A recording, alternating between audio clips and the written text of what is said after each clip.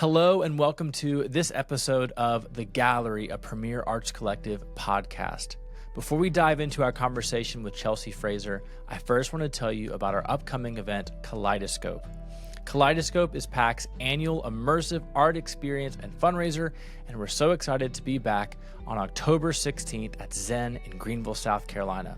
This event features live performances by Jared Emerson, Capital Christian music artist Jamie McDonald, an immersive art gallery that explores how art is language for the soul, and much more.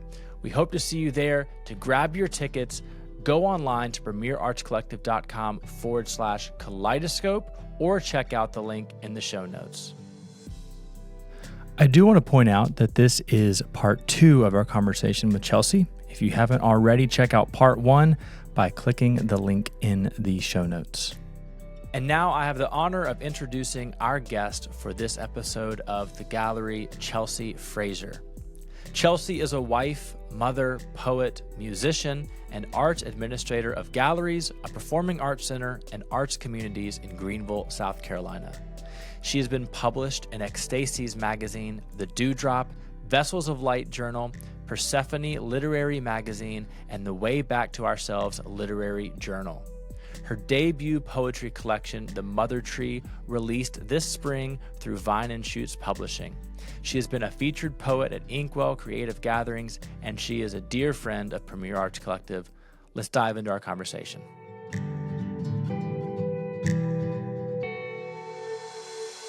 Shifting gears a bit, but kind of in that vein. Yeah. What you currently do for work is really cool. Thank you. Yeah. And you're in a unique spot. Your church is in a unique spot. And you in particular are a unique spot because you have, from my perspective, you're holding a tension between an institution that's been around for, locally a long time, and then like 2,000-ish years, if the church, and the art space, both communally here in Greenville, and you brought in Lakota Fujimura. That's right. And so, tell us a little bit more about that. Yeah.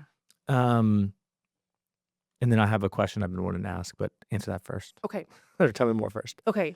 So, the church, as we understand it, has been around for about 2,000 years. God's call to artists has been around for millennia. Mm-hmm.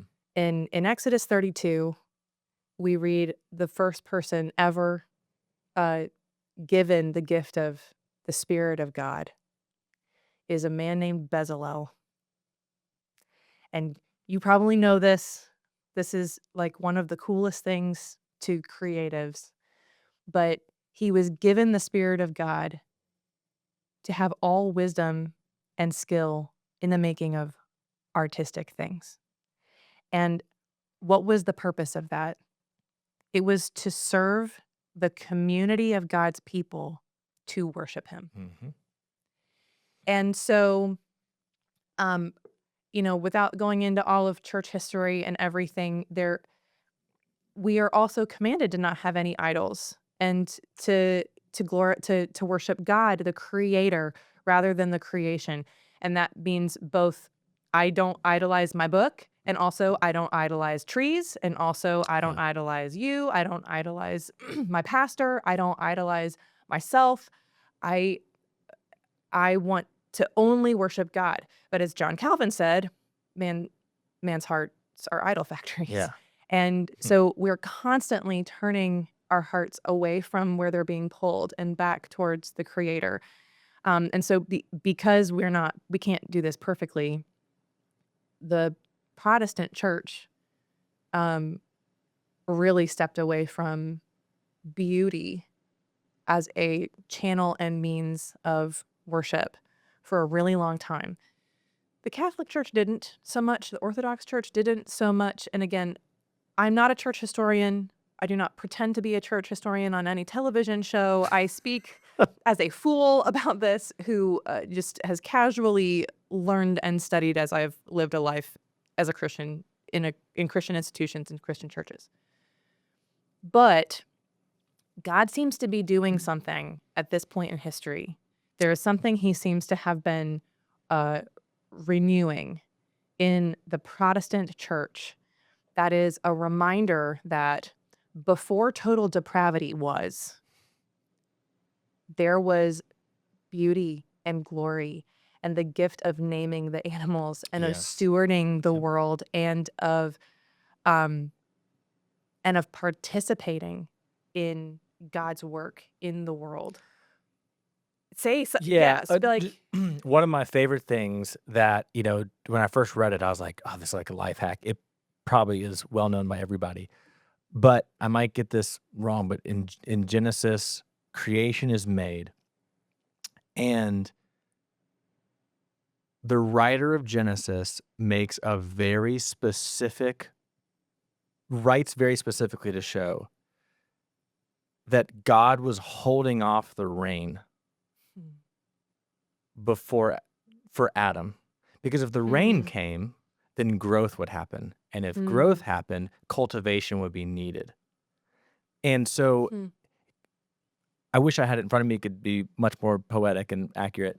But yeah, there's this very much like there's this, hey, before we even hit Genesis 3 and sin enters the world and the world fractures, God was waiting for man to join him in his creation. And yeah. And I think in I feel like this conversation around beauty and the church and Christianity always fractures into a high church, low church conversation. I can see that. Because it's like, oh, well, the high church, you have this and whatever.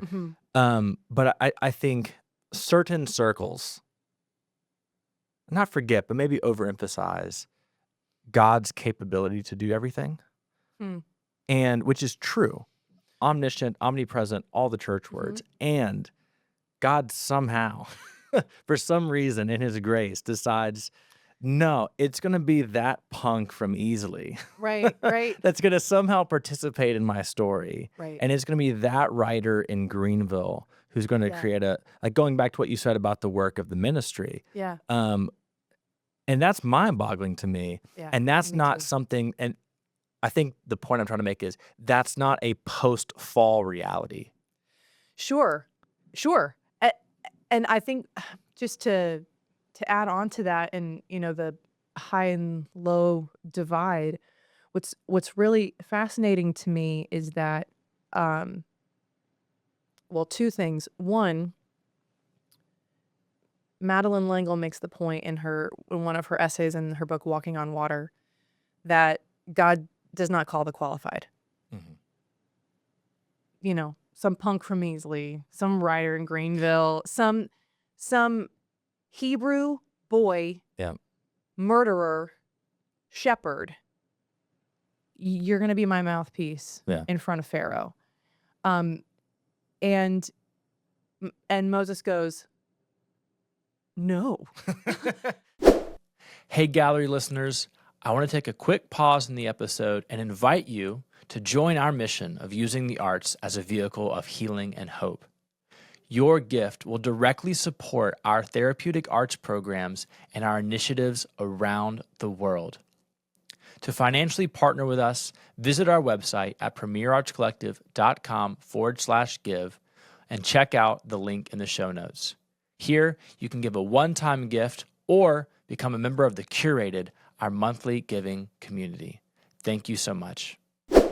God does not call the qualified. And so if you think that your particular context precludes you from a certain type of worship or from a certain type of manifesting an attribute of God, which is creating, I would ask you to sit with that like a really long time, because I am in a very, very strange situation where I manage 3 floors of gallery space in a I mean, by a lot of standards, a very big church, not a mega church, but a very large church. It's a big church. Yeah. Yeah. And I'm able to host concerts Yeah. and sometimes really small theatrical events. And like there's a lot of professional resources that I'm able to use to serve local artists. And that is not actually required for an arts ministry. Yeah. None of it Yeah. is actually required. And that's not, how much time do we have, Logan? Like we could have an entire conversation about that. Yeah. But the other person I want to quote is Andrew Peterson in Adorning the Dark. He says, the community you've been given is the one you have to learn to love. Mm. And I mean, let's just drop the mic. So I might be able to say, oh man, if I only had the Rabbit Room and Andrew Peterson Yeah. himself, then everything would be great. Oh man, if I only had a church that had a this, then maybe this would be okay. And I'm not saying that you don't need to move to a different church or that God isn't calling you to make some kind of a change. What I am saying is that you are where you are for a reason. Yeah. And the community that you've been given is the one you have to learn to love. And especially for people who recognize God's creative call on their life, that's hard. Yeah. Like I get to be paid to run an arts ministry, and it is really hard. And it's hard because it's in a church that wants it.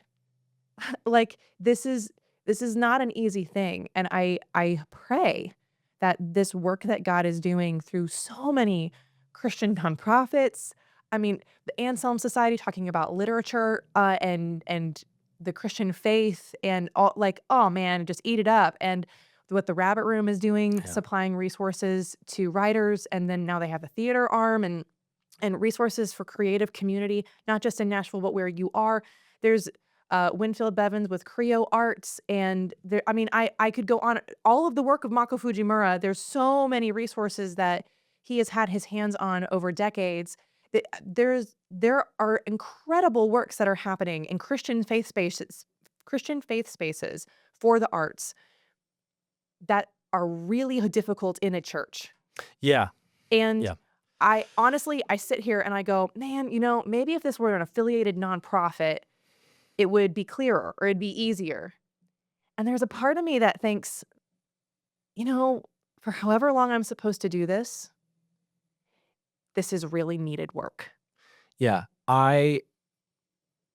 Ignorantly speaking, it would be easier. Mhm. It'd be a lot easier. The church, as messy as it is, Jesus calls the bride. So yeah. as great as nonprofits are, we're not called the bride. Right.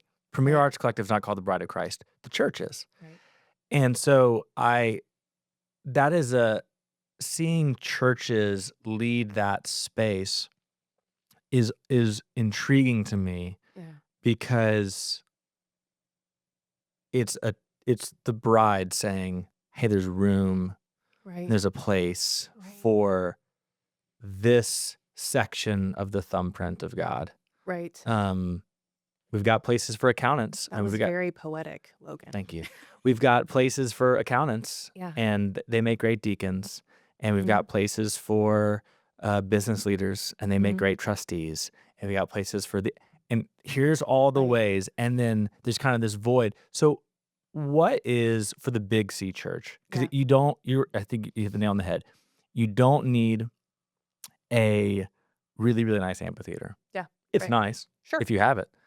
You don't need a whatever the fancy word Permanently installed for hanging system. you have, and you've got you've got the third floor, which is that's Right. you can get, it's gallery level, I think is the right It's word. museum compliant. There we go. Yeah. Museum compliant.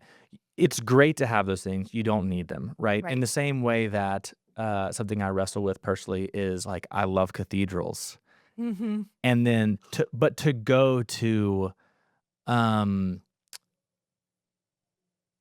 go to a place in like a tribe in Africa and be like, hey, Yeah. you guys need to build a cathedral. It's like, what are you talking Right. about? So That's a big no. yeah, so Right. there's a yes and. You don't need Yeah. them and they're nice. What is something that you, from your experience in your role, Mhm. think the church could either A, be doing better Yeah. or start doing Mhm.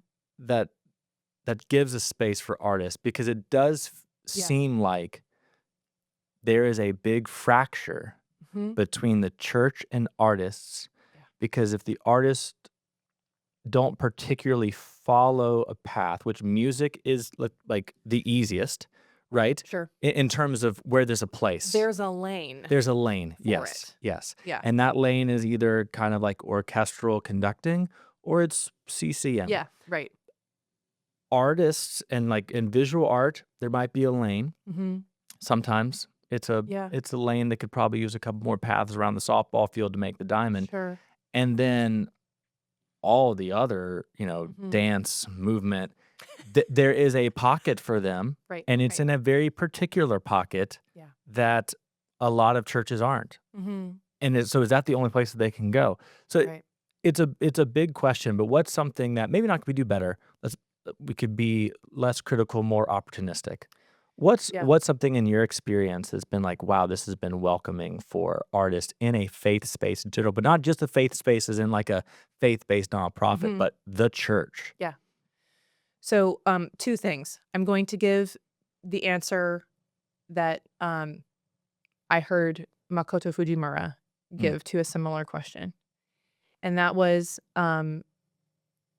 for pastors and leaders and congregants of churches to actually go and visit artists in their studios. Mm.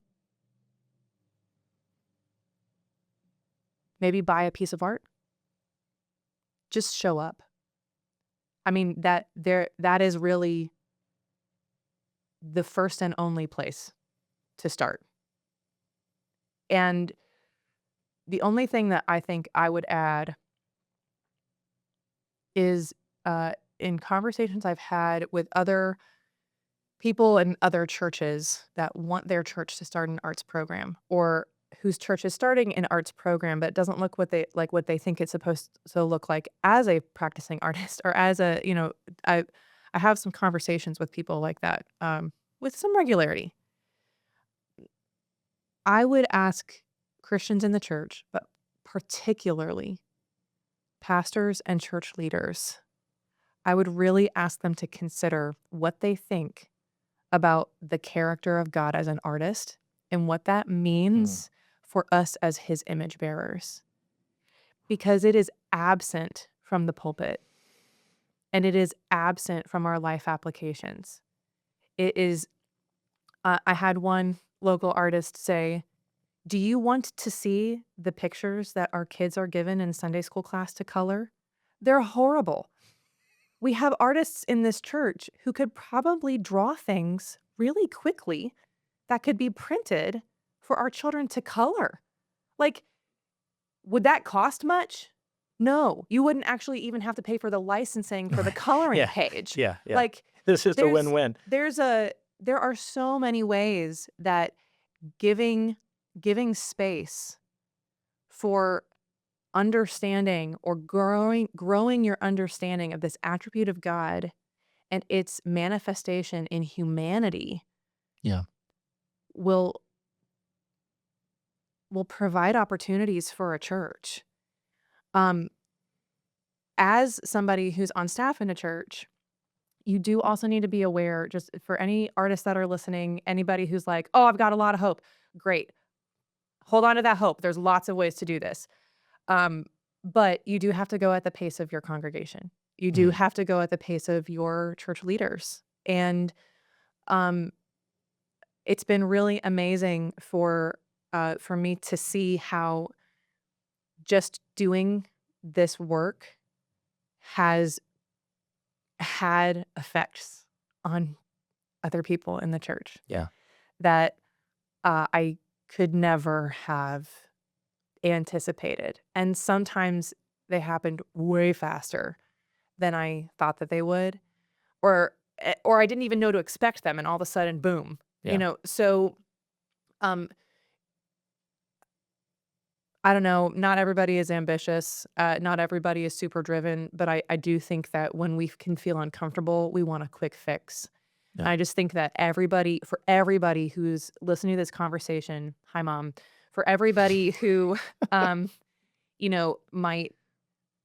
might be on either side of this, a pastor who's like, what is all this fad about art and Jesus? Yeah. Yeah. Or for artists who are like, why does my pastor not understand that I am answering a call of God on my life? Yeah. This is God's work, and we have to go at his speed, Hmm. and we need mercy and patience for the people around us. Um, gratefulness for the people who get it. Gratefulness and mercy for the people who don't. And I think that pastors might say, "Yeah, I need the artist to have gratefulness. I get it," and they don't. Um, and so I don't want to sit here saying that like the artists know what's what and the pastors don't. That's not true. But there is in the church at large an absence of teaching and interest from the pulpit ministry on what the creative Hmm. character of God means. And that's messy. And I'm not a theologian, and so I'm not going to make any statements about it. Yeah. But that might be a good place to start as well. Yeah. That's really good. Yeah. I feel like each of the things that we kind of talked about could be future conversations. So this will Yeah. be one of many for sure. Oh, I love it. Thank you for being here, You're so welcome. sharing your time. Give a plug on the book Yeah. and anything Yeah. else. How can somebody acquire a copy, learn more about you, all that fun stuff? Yeah. So I have a website. It's Yeah, you called do. I do. It's chelseafraserwrites.com, like writes with a pen. And my book is available on Amazon, so anybody can get it. Somebody in Switzerland ordered it recently, Nice. and it will take several months for it to get there. So for my friends overseas, I apologize. But yeah, it's available on Amazon, so it's really easy to get. If you're in the Greenville area, I'm working on getting it into more bookstores. You can buy from me directly. So you can reach out to me through my website. You can also follow me on Instagram, also at chelsea.fraser.writes. And I am not an influencer, but I am trying to post enough to be valuable in that space. So What was the comment you made about you have learned the value of the community that you love? yeah, I gotta you don't- love the community. Yeah, You don't know, need to it's be a what does influencer even mean? You're loving the right. community that That's you're right, in. right. You've got your community of followers, Yeah. and you're sharing with them, and that's all Yeah. that's needed. Yeah, Chelsea, thanks for being here. absolutely. Thank you.